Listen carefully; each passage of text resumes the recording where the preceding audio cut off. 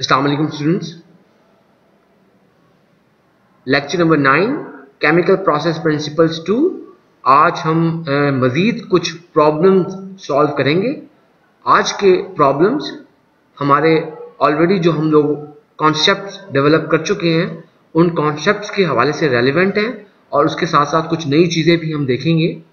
Problem number 14 से problem number 17 तक ये प्रॉब्लम्स होंगे।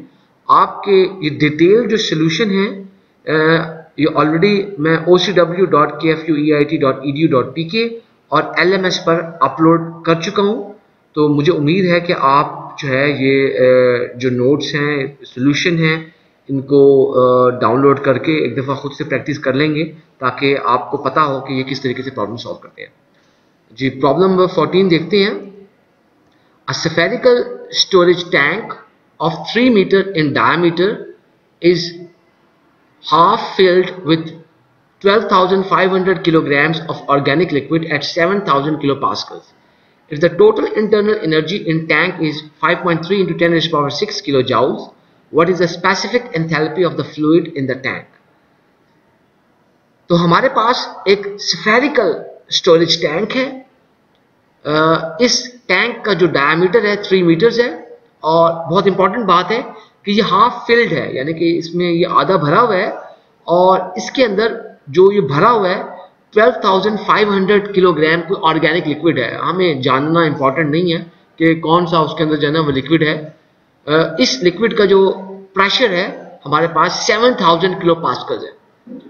अब अगर टोटल इंटरनल एनर्जी इस टैंक की 5.3 into 10⁻6 किलो जाउल हो तो हमें ये मालूम करना है कि ये जो ऑर्गेनिक लिक्विड है इसकी स्पेसिफिक एंथैल्पी क्या होगी।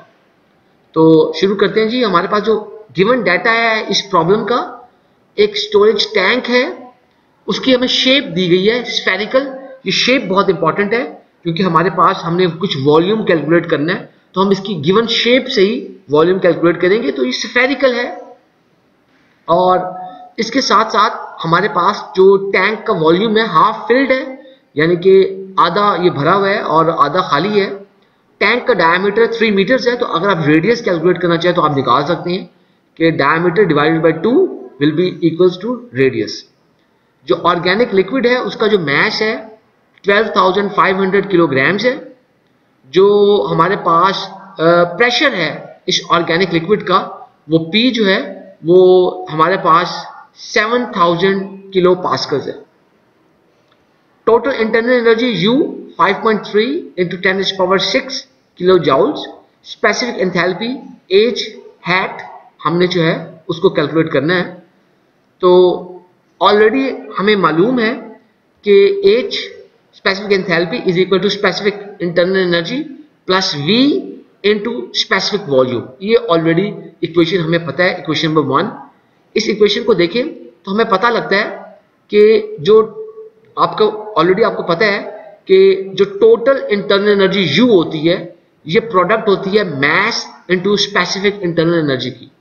इस इक्वेशन को देखो तो आप इसमें से स्पेसिफिक इंटरनल एनर्जी की वैल्यू इजीली कैलकुलेट कर सकते हैं, which will be U hat is equal to, देखिए हमने इसे रीअरेंज कर लिया है, कैपिटल U ओवर M। अच्छा, अब हमारे पास जो U की वैल्यू गिवन थी 5.3 into 10⁻6 किलो जाउल, ये हमारे पास टोटल इंटरनल एनर्जी है जो हमारे पास ऑर्गेनिक लिक्विड है और उस ऑर्गेनिक लिक्विड की हमारे पास टोटल U मौजूद थी। हमने उसको मैस 12,500 kg ऑर्गेनिक लिक्विड के उस मैस पे डिवाइड कर दिया है, तो हमारे पास स्पेसिफिक जो इंटरनल एनर्जी है वो 424 किलो जाउल्स पर kg आ गया। इसी को प्रोसीड करते हैं फर्दर। हमें पता है कि जो स्टोरेज टैंक है स्फेरिकल था, सवाल में गिवन था, हमने शुरू में डाटा में मेंशन किया।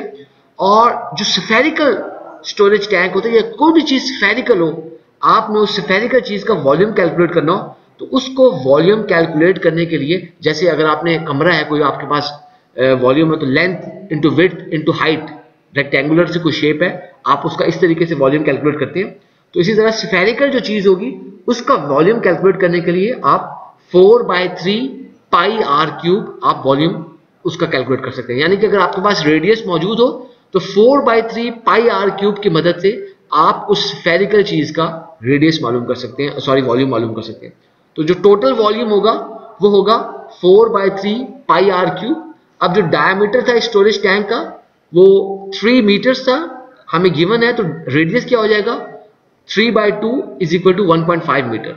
अच्छा जी, अब हम ये रेडियस इस टोटल वॉल्यूम के जो हमारे पास स्फेरिकल स्टोरेज टैंक का फॉर्मूला है इसमें हम इंसर्ट कर देते हैं। तो 4/3 पाई आर क्यूब, आर की वैल्यू 1.5 क्यूबिक मीटर हमने इसको किया, तो हमारे पास जो टोटल वॉल्यूम आ गया वो आ गया 14.1372 क्यूबिक मीटर, हमारे पास टोटल वॉल्यूम आ गया।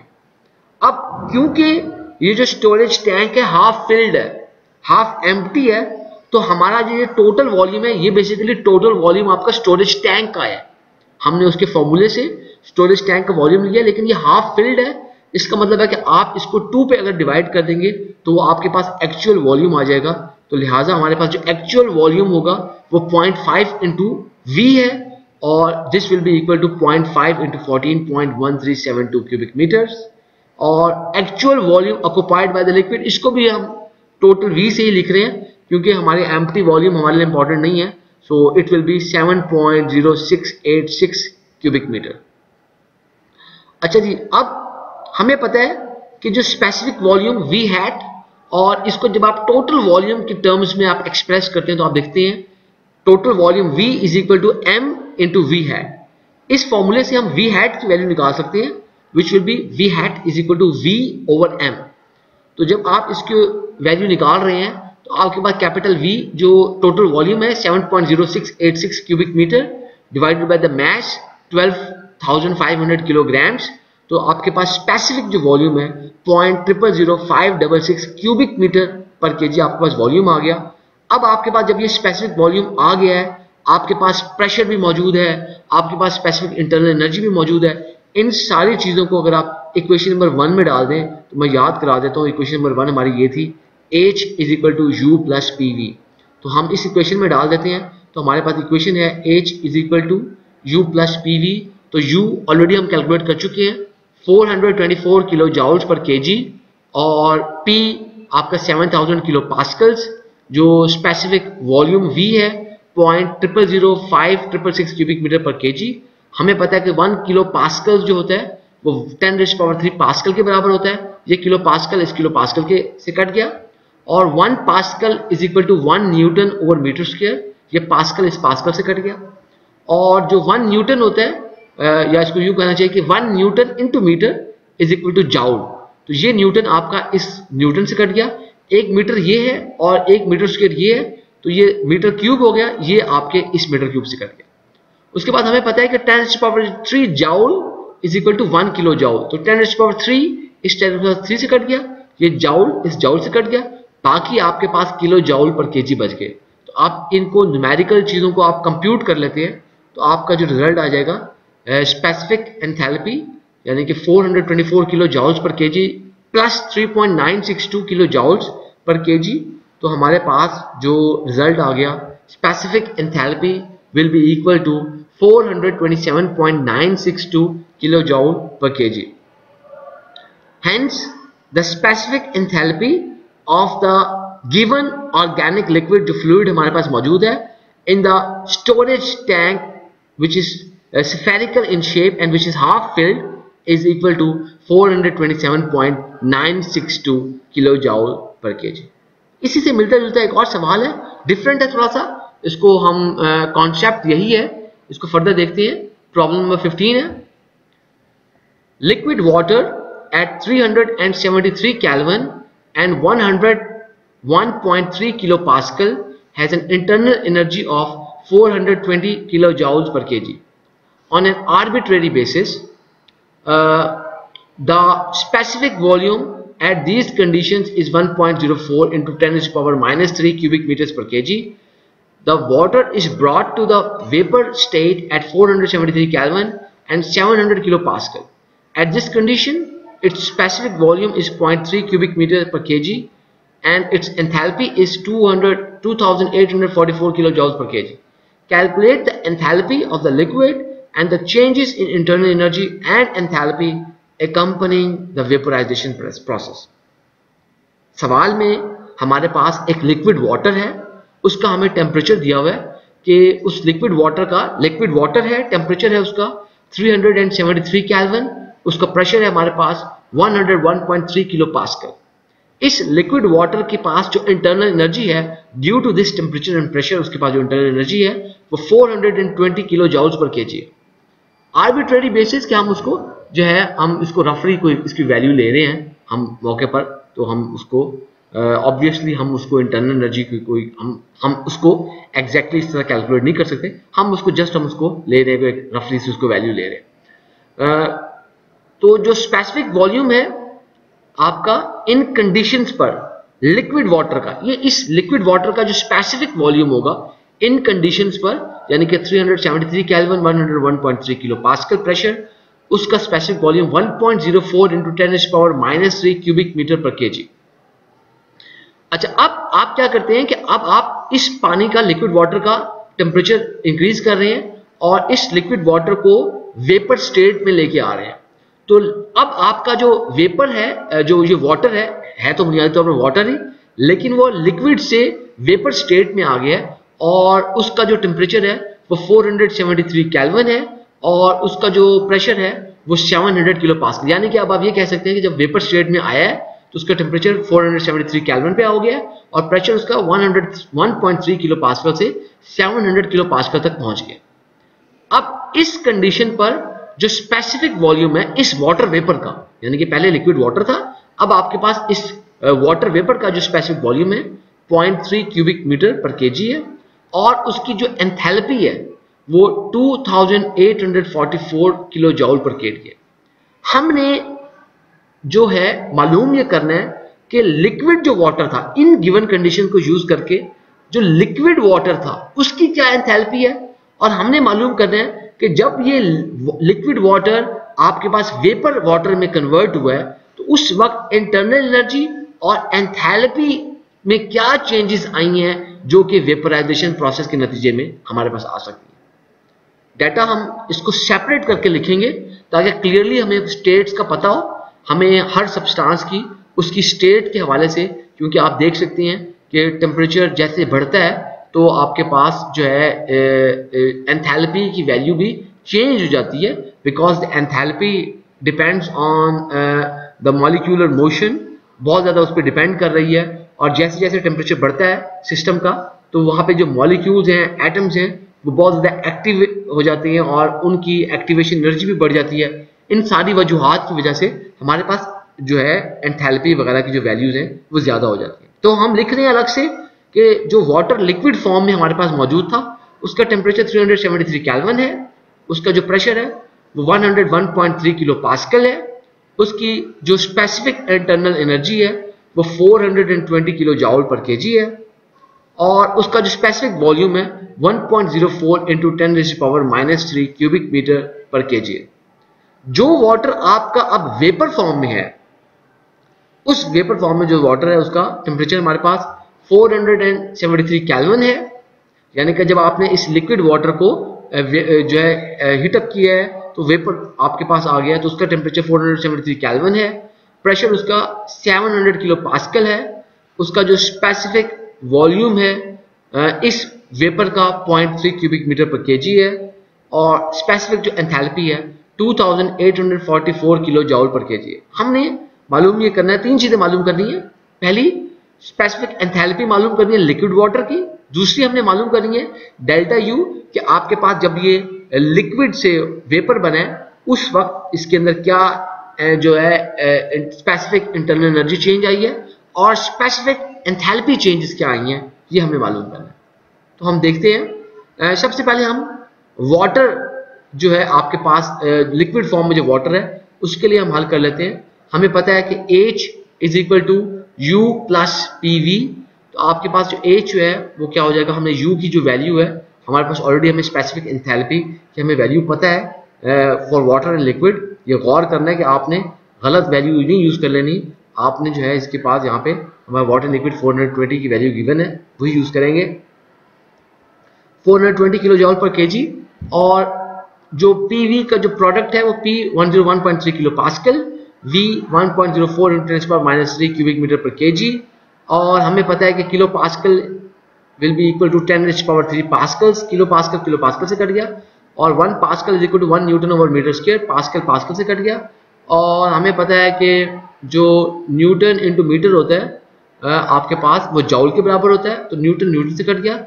1 मीटर ये है, 1 मीटर स्क्वायर ये है, मीटर क्यूब है, और 10⁻³ जॉउल आपके पास जो है वो इस जॉउल से कट गया, 10⁻³ इस 10⁻³ से कट गया, और आपके पास किलो जॉउल पर केजी आ गया है। तो हमारे पास जो सोल्यूशन बनेगा, specific enthalpy of liquid water 420 kilo joule per KG plus 0.1054 kilo joule per KG, तो ये हमारे पास 420.1054 किलो जॉउल पर केजी हमारे पास स्पेसिफिक एंथैल्पी आती है। अब हमने जो चेंज आई है बेसिकली आपके पास जो लिक्विड वाटर से ये वेपर आपके पास वाटर आया है, उस बनने के अमल में जो स्पेसिफिक एंथैल्पी और जो स्पेसिफिक इंटरनल एनर्जी में जो चेंज आई है, ये चीज़ हमने फाइंड आउट करनी है। तो हमारे पास इसके लिए हम देख लेते हैं कि वेपर फॉर्म में जो आपके पास वाटर है, उसके लिए हमारे पास हमें पता है कि उसको भी इसी तरह जो अननोन चीज़ें हम फाइंड आउट कर लेते हैं। हमें इक्वेशन पता है कि H is equal to U plus PV, या इसको अगर U की टर्म्स में लिखें तो U will be equal to H minus PV।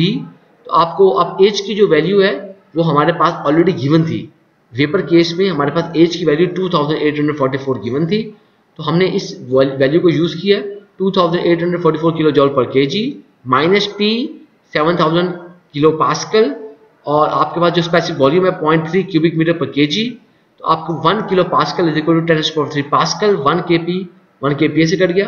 हमें पता है 1 pascal is equal to 1 newton over metre square, pascal से कट गया। और हमें पता है कि newton into metre is equal to joule, newton से कट गया। 1 मीटर ये है, 1 मीटर स्क्वायर ये है, ये इस क्यूबिक मीटर से कट गया।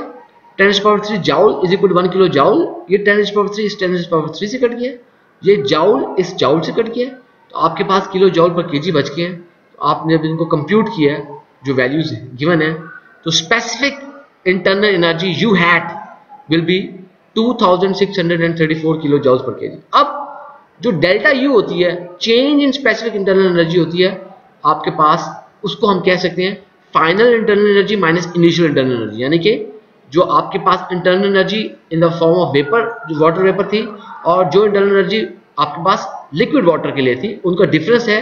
तो आपने इन जब दोनों वैल्यूज को पुट किया तो आपके पास जो change in internal energy when the liquid water was converted into water vapour, तो हमारे पास वैल्यू आ गई 2214 kilo joule per KG. Last चीज हमारे पास रह गई सवाल में कि जो एंथैल्पी की चेंज है, हमें पता है कि जो डेल्टा H होती है, यानी कि चेंज इन जो एंथैल्पी है will be equal to final enthalpy minus initial enthalpy, या enthalpy at the vapour state minus enthalpy at the liquid state. तो हमारे पास ये दोनों वैल्यूज मौजूद हैं। हमने enthalpy at the vapour state 2844 kilo joule per KG, enthalpy at the liquid state minus 420.1054 kilo joule per KG, इनको जब आपने कंप्यूट किया आपके पास जो चेंज इन एंथैल्पी की वैल्यू आई है 2423.8946 किलो जॉल्स पर केजी।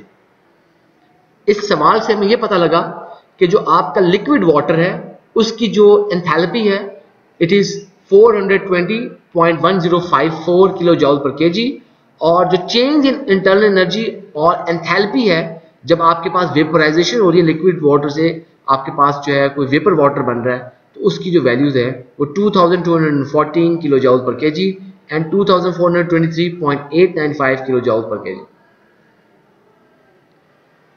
क्वेश्चन नंबर 3 आज का और ओवरऑल हमारा प्रॉब्लम नंबर 16 है। It's a very important problem, very simple, very small, लेकिन ये है कि एक नया कॉन्सेप्ट है, जरा इसको देखते हैं। The enthalpy of a vapour A relative to liquid A at 0 degree C and 1 atm is 5000 joules per kg at 0 degree C and 1 atm, and 7500 joules per kg at 30 degree C and 1 atm. What is the specific enthalpy of A liquid at 0 degree C and 1 atm?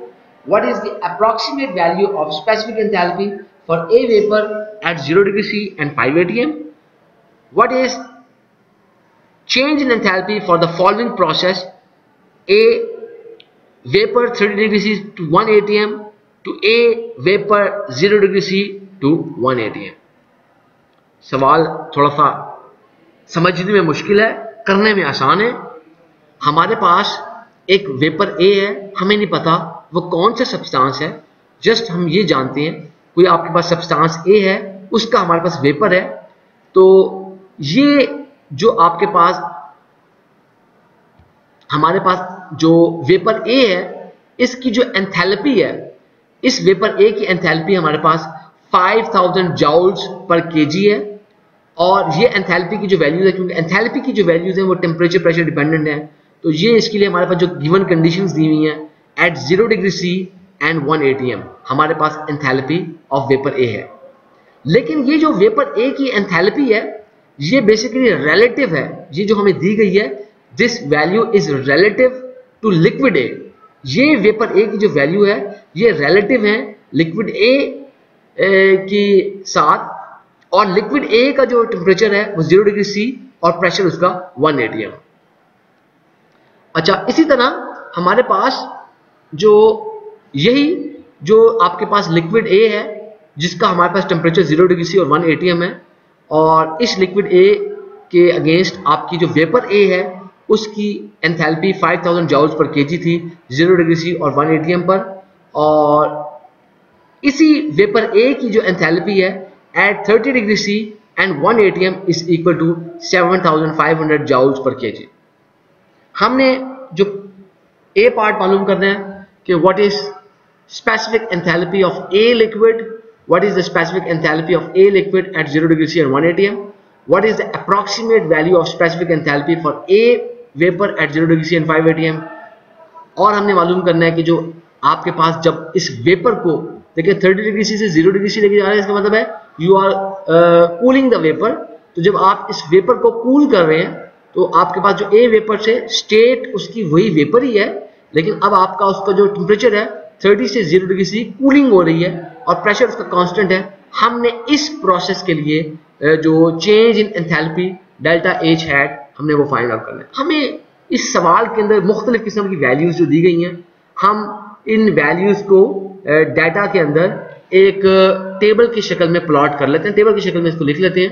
तो हमारे पास पहले एक तरफ states हैं, देखिए हमारे पास 3 states हैं यहाँ पर कि हमारे पास लिक्विड है, और उसके बाद हमारे पास ये देखिए 3 स्टेट इस तरह है। एक रेफरेंस हमारे पास लिक्विड है, और रेफरेंस लिक्विड के अगेंस्ट आपके पास वेपर है, और उसका जो टेम्परेचर है 0 डिग्री सी और 1 atm है, और फिर दोबारा आपके पास एक वेपर है जो कि आपके पास वो 30 डिग्री सी और 1 atm है। हमारे पास 3 डिफरेंट वैल्यूज दी हुई हैं, हम उनकी जो हमारे पास स्टेट्स हैं उन स्टेट्स की जो वैल्यूज दी हुई हैं इनकी मदद से हमने सवाल हल करना है, तो हम इनको टेबल में डाल लेते हैं। तो लिक्विड स्टेट में जब टेम्परेचर आपका 0 डिग्री सी और प्रेशर 1 atm था, तो एंथैल्पी कोई गिवन नहीं है, तो हमें पता नहीं है क्या है, हम उसको लिख लेते हैं कि ये 0 है। इसी तरह आपके पास एट 0 डिग्री सी और 1 atm प्रेशर के ऊपर जो वेपर है उसकी एंथैल्पी की वैल्यू गिवन है 5000 जाउल्स पर केजी। इसी तरह हमारे पास 30 डिग्री सी और 1 atm पे हमें जो वैल्यू गिवन है 7500 जाउल्स पर केजी हमारे पास गिवन है। तो हमने ये जो 3 चीज़ें फाइंड आउट करनी है कि specific enthalpy liquid at 0 degree C 1 atm, और हमने specific enthalpy of vapour at 0 degree C and 1 atm, and specific enthalpy of for इस प्रोसेस के लिए भी हमने ये चीजें मालूम करनी है। अब ये देखिए कि आपके पास इधर से आप गौर कीजिए, आप specific enthalpy of liquid at 0 degree C and 1 atm हम ऑलरेडी निकाल चुके हैं कि ये 0 है। क्यों 0 है? क्योंकि आपको ये वैल्यू गिवन नहीं थी, आपको इस स्टेट तक के लिए हम नहीं वैल्यू तक पहुंच सकते, तो हम उसको यहाँ पे हमारे पास वो वैल्यू आ गई है, ये H liquid 0 degree C 1 atm is equal to 0। दूसरा पार्ट था specific enthalpy of vapour at 0 degree C and 1 atm। तो हमारे पास जो वेपर की स्पेसिफिक एंथैल्पी जो एट 1 atm और 0 डिग्री सी 5000 जाउल्स पर केजी गिवन है, तो हम उसको लिख लेते हैं, आपके पास यहाँ पर 5000 जाउल्स पर केजी आ गया।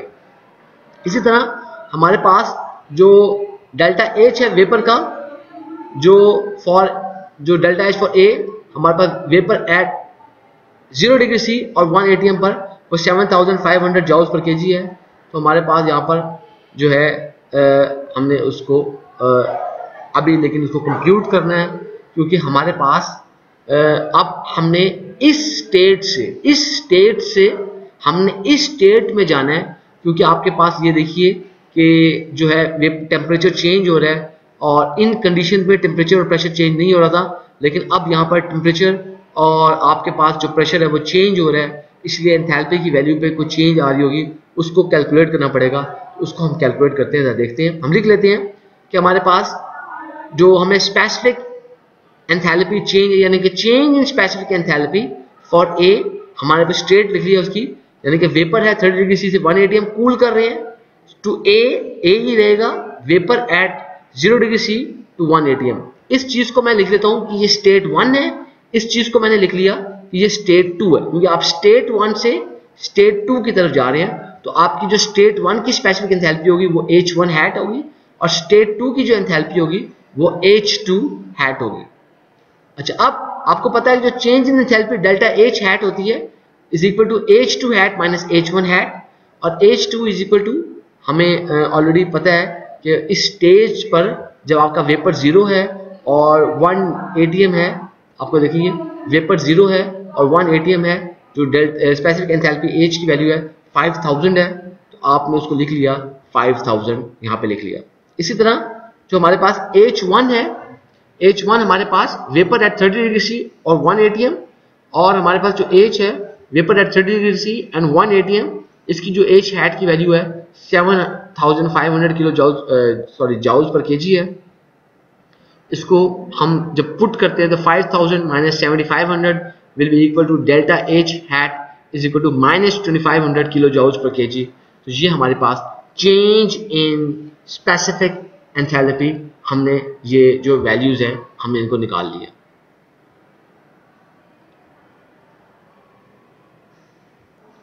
जी, आज का जो हमारा लास्ट प्रॉब्लम है, और वैसे ओवरऑल प्रॉब्लम नंबर 17 है, तो देखते हैं इसको। Again it's a very different problem, लेकिन इजी है। लेकिन अभी हमने जो कॉन्सेप्ट हमने डेवलप किए हैं प्रॉब्लम नंबर 16 में, इन्हीं कॉन्सेप्ट्स को हम यूज करेंगे किस तरीके से रेफरेंस स्टेट की मदद से आप अननोन जो चीजें हैं उनको फाइंड आउट कर सकते हैं। उसके अलावा हमने जिस तरीके से प्रॉब्लम नंबर 11 के अंदर हम लोगों ने कन्वर्जन की थी, हमने आइडियल गैस कांस्टेंट की वैल्यूज को यूज करके हमने कन्वर्जन की थी, तो उस कन्वर्जन को भी हम यहाँ पर यूज करेंगे और उसकी मदद से हम जो है इस सवाल को हल करेंगे। तो हमारे पास problem number 17, selected entries taken from a data table for saturated methyl chloride are, हमारे पास उसकी जो है एक सैचुरेटेड मिथाइल क्लोराइड है और केमिकल है, और इस सैचुरेटेड मिथाइल क्लोराइड के लिए हमारे पास एक टेबल अवेलेबल है। उस टेबल में हमारे पास उसकी कुछ स्टेट्स गिवन है, यानी कि लिक्विड है, वेपर है, टेम्परेचर फ़ारेनहाइट में है, प्रेशर एब्सोल्यूट प्रेशर है, स्पेसिफिक वॉल्यूम है क्यूबिक फीट पर पाउंड मैश, और स्पेसिफिक एंथैल्पी है BTU पर पाउंड मैश। जो वैल्यूज गिवन है लिक्विड स्टेट पर एट -40 डिग्री फ़ारेनहाइट, उसका जो एब्सोल्यूट प्रेशर है 6.878, स्पेसिफिक वॉल्यूम जो है 0.01553, स्पेसिफिक एंथैल्पी जो है वो 0 है। Eight the vapour face at 0 degree F, जो एब्सोल्यूट प्रेशर है वो 18.90, स्पेसिफिक वॉल्यूम जो है 4.969, जो स्पेसिफिक एंथैल्पी है 196.23, जो वेपर है एट 50 डिग्री फ़ारेनहाइट, एब्सोल्यूट जो प्रेशर है 51.99, स्पेसिफिक जो वॉल्यूम है 1.920, और जो स्पेसिफिक एंथैल्पी है 202.28। हमने बेसिकली डेल्टा H और हमने डेल्टा U की वैल्यूज को कैलकुलेट करना है, यानी कि दो चीजें कैलकुलेट करनी है, change in specific enthalpy and change in specific internal energy, जब आपके पास जो सैचुरेटेड मिथाइल क्लोराइड जो वेपर है वो 50 डिग्री फ़ारेनहाइट से 0 डिग्री फ़ारेनहाइट की स्टेट तक अचीव करता है। यानी कि हमने जस्ट डेल्टा H और डेल्टा U फाइंड आउट करना है। इस प्रोसेस के लिए जब मिथाइल क्लोराइड के वेपर को आप फर्दर कूल कर रहे हैं उसको 50 डिग्री फ़ारेनहाइट से 0 डिग्री फ़ारेनहाइट तक उसको लेके जा रहे हैं। इस सवाल को हल करने के लिए जैसे मैंने आपको बताया इस सवाल के शुरू में हमें कुछ कन्वर्जन करनी पड़ेगी और कन्वर्जन हम उसको आइडियल गैस कांस्टेंट की मदद से ही करेंगे। तो उसके आइडियल गैस कांस्टेंट की जो हम इस सवाल में आइडियल गैस कांस्टेंट्स यूज करेंगे मैंने आपको वैल्यूज की दे दी है 1.987 BTU पर पाउंड मैस BTU पर पाउंड मोल पर डिग्री रैंकिन।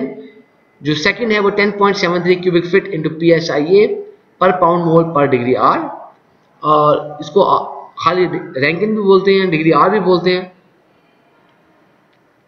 जो हमारे पास गिवन डाटा है मिथाइल क्लोराइड जो वेपर है हमने 50 डिग्री फ़ारेनहाइट उसको कूल करना है 0 डिग्री फ़ारेनहाइट पर, और चेंज इन स्पेसिफिक एंथैल्पी और change in specific internal energy delta U hat हमें फाइंड आउट करना है। अच्छा, अब इसको जरा गौर करें। हमें पता है कि जो हम मालूम करना चाहते हैं चेंज इन स्पेसिफिक एंथैल्पी जिस वक्त आपके पास जो 50 डिग्री फ़ारेनहाइट से 0 डिग्री फ़ारेनहाइट तक आपका जो मिथाइल क्लोराइड का वेपर है उसको कूल किया जाए। तो हमारे पास बेसिकली एक स्टेट 1 है और एक हमारे पास state, this is the state 1 and this is the state 2। इनको देखें तो आपको पता चलता है कि जो स्टेट 1 के ऊपर स्पेसिफिक एंथैल्पी होगी this must B H1 hat, और जो स्टेट 2 के ऊपर स्पेसिफिक एंथैल्पी होगी this must B H2 hat. तो आपकी जो डेल्टा H हैट है वो क्या हो जाएगी, this must be equal to H2 minus H1। अच्छा, अब H2 क्या चीज है, बेसिकली H2 जो है आपके पास स्पेसिफिक एंथैल्पी की ये वो वैल्यू है जो कि हम H2 जो है आपके पास ये स्पेसिफिक एंथैल्पी की वो, यहां से देखिए H2 की जो वो वैल्यू है जो स्पेसिफिक एंथैल्पी की कि जो आपने 0 डिग्री फ़ारेनहाइट पर आपने इसको मालूम करना है, और जो H1 है हमारे पास ये आपकी 50 डिग्री फ़ारेनहाइट पर ये स्पेसिफिक एंथैल्पी की ये वैल्यू है। तो हमारे पास यहाँ पर जो है specific enthalpy at 0 degree Fahrenheit, जरा देख लेते हैं टेबल से कि specific enthalpy at 0 degree, specific enthalpy जो है हमारे पास 0 डिग्री फ़ारेनहाइट के ऊपर 196.23 BTU पर पाउंड मैश है। तो हम इसको लिख लेंगे कि आपके पास specific enthalpy at 0 degree F is equal to 196.23। इसी तरह specific enthalpy at 50 degree Fahrenheit उसकी वैल्यू भी नोट कर लेते हैं। स्पेसिफिक एंथैल्पी हमारे पास जो 50 डिग्री फ़ारेनहाइट पे हमारे पास जो वैल्यू है 202.28 BTU पर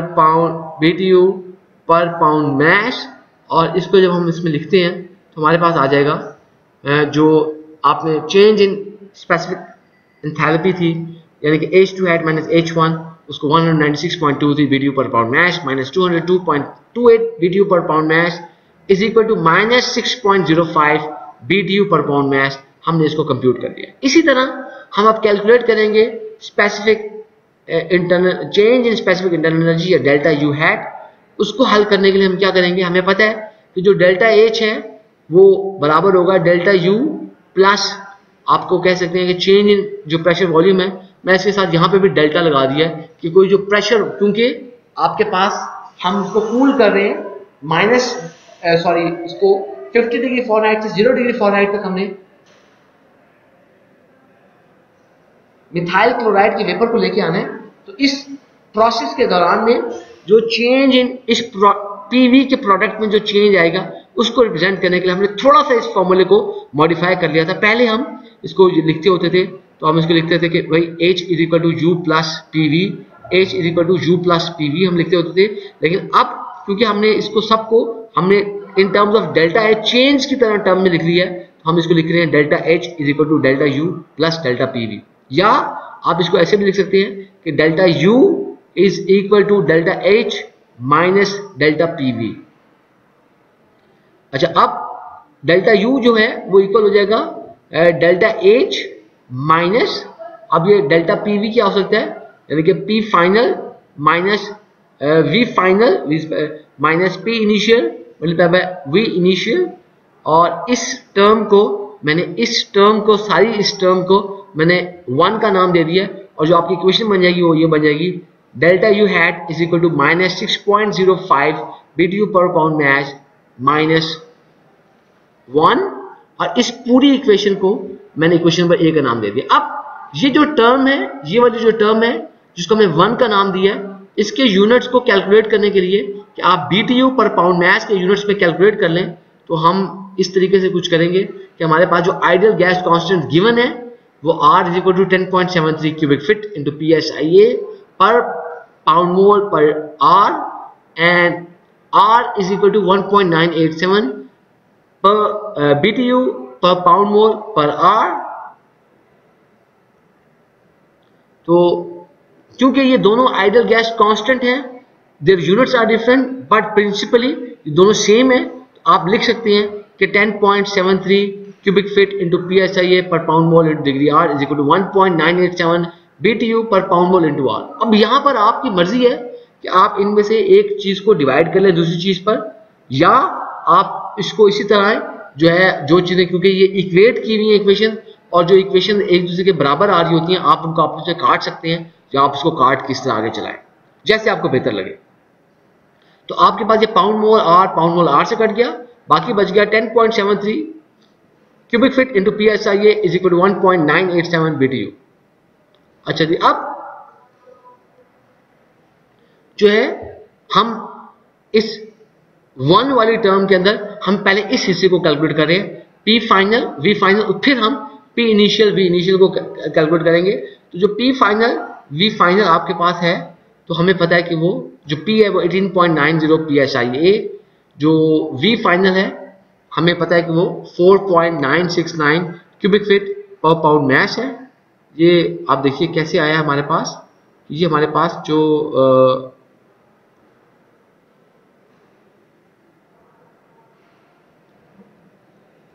हमारे पास फाइनल स्टेट पर हमारे पास जो है ये सारी वैल्यू आपके पास P और V की हमें ये वैल्यू दी हुई है, हम इन्हीं वैल्यूज को हम यूज कर रहे हैं and we are doing nothing else.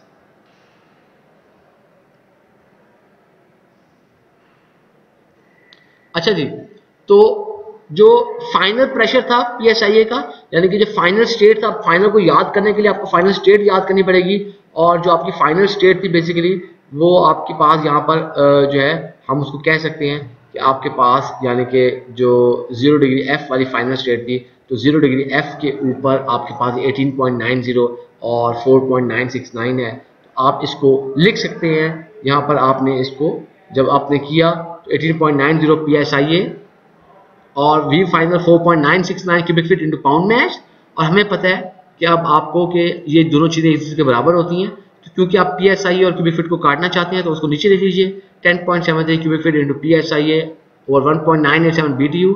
ये दोनों चीज़ों से कट गई, और आपने जब इन सब चीज़ों को कंप्यूट कर लिया then you get P final V final = 17.391 BTU पर पाउंड मास। इसी तरह हम P इनिशियल V इनिशियल भी निकाल लेंगे। तो P इनिशियल V इनिशियल जो हमारी स्टेट है, इस स्टेट के ऊपर हमारे पास जो कंडीशन गिवन थी वो 50 डिग्री फ़ारेनहाइट है टेम्परेचर, और 50 डिग्री फ़ारेनहाइट के ऊपर हमारे पास जो प्रेशर है वो 51.99 और जो स्पेसिफिक वॉल्यूम है 1.920 है।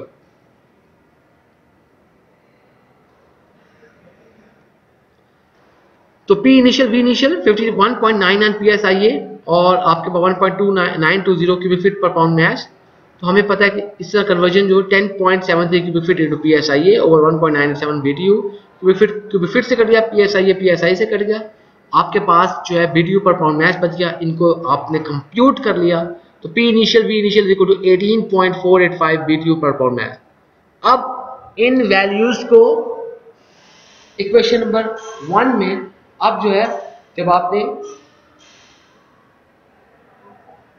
P फाइनल V फाइनल और P इनिशियल V इनिशियल आपने निकाल लिया, तो इक्वेशन नंबर 1 जो आपकी इक्वेशन नंबर A के अंदर जो टर्म 1 बनती है हम उसकी वैल्यू पुट कर रहे हैं। तो आपके पास यहाँ पर जस्ट जो है हमारे पास ये जो इक्वेशन नंबर 1 मैं यहाँ पे लिख रहा हूँ, तो इक्वेशन नंबर 1 हमारे पास ये इक्वेशन नंबर 1 थी कि delta U change specific internal energy = -6.05 BTU पर पाउंड मास माइनस, अब इसकी वैल्यू और इसकी वैल्यू जब आपने तीनों आपके पास वैल्यूज माइनस हो रही हैं तो यू विल गेट 18.485 BTU पर पाउंड मास।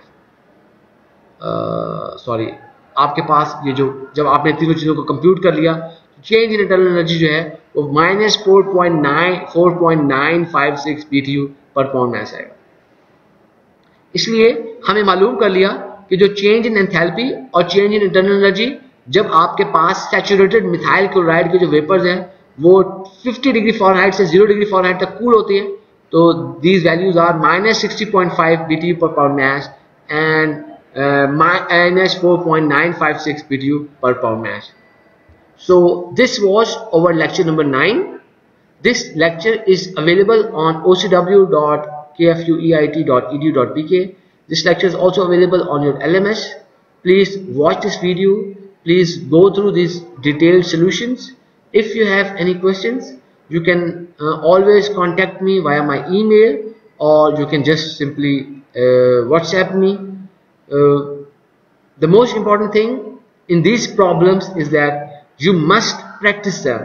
आप इन सवालात को हल कीजिए, देखिए कि आप लोगों को कहाँ पे प्रॉब्लम आ रही है, किस जगह पर आपको कंफ्यूजन है, ताकि आप फिर मीनिंगफुली इस लाइव सेशन के अंदर भी पार्टिसिपेट कर सकें। Probably I will upload this video quite late, तो हम इस लेक्चर को डिटेल से लाइव सेशन में भी देख लेंगे, लेकिन जो है आप लोगों का अगर कोई सवाल हो they are more than welcome. Thank you very much. अल्लाह हाफिज़।